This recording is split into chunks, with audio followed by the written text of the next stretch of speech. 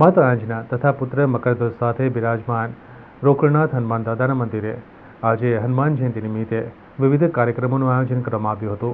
સંકટ મોચક હનુમાનજીનો જન્મોત્સવ ચૈત્ર મહિનાની પૂનમના દિવસે ઉજવવામાં આવે છે। ત્યારે હનુમાન જયંતિ નિમિત્તે આજે વડોદરા શહેરના મારુતિ મંદિરોમાં હનુમાન ચાલીસાના પાઠ યજ્ઞ તેમજ શોભાયાત્રાનું આયોજન કરવામાં આવ્યું હતું, જેમાં વડોદરા શહેરના નવા બજાર સ્થિત રોકડનાથ હનુમાનજી મંદિરમાં હનુમાન જયંતિ પર્વની ઉજવણી કરવાના ભાગરૂપે હનુમાન ચાલીસાના 108 હોમાત્મક પાઠનું આયોજન કરવામાં આવ્યું હતું। આ ઉપરાંત સાંજે 4 કલાકે હનુમાનજીની શોભાયાત્રા યોજાઈ હતી। રોકડનાથ હનુમાન મંદિરના પૂજારી રોનકગીરી ગોસ્વામીએ જણાવ્યા અનુસાર આજે સવારે હનુમાનજી જન્મની મંગળા આરતી, જે બાદ રાજભોગની આરતી તથા ધ્વજારોહણ કરવામાં આવ્યું હતું, જ્યારે સાંજે 4 કલાકે રોકડનાથ દાદાની શોભાયાત્રા યોજાઈ હતી। આ શોભાયાત્રા નાની ચીપવાડ, મહાલક્ષ્મી મંદિરનો ખાંચો, ચાંપાનેર દરવાજા, બેંક રોડ થઈ MG રોડ, લહેરીપુરા, ગાંધીનગર ગૃહ થઈ નવા બજાર રોકડનાથ મંદિરે પૂર્ણ થઈ હતી।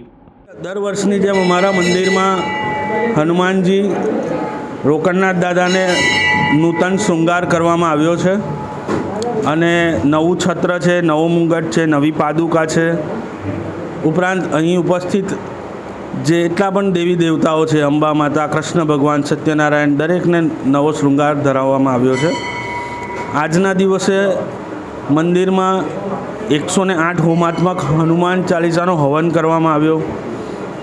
સવારે 5 વાગે જન્મની આરતી કરવામાં આવી, 9 વાગે રાજભોગની સેવા હતી અને રાત્રે હવે 10 વાગે LED સ્ક્રીન સાથેની વ્યવસ્થા સાથે ભક્તોનો ખૂબ જ ઘસારો હોવાથી મહાઆરતીનું આયોજન છે।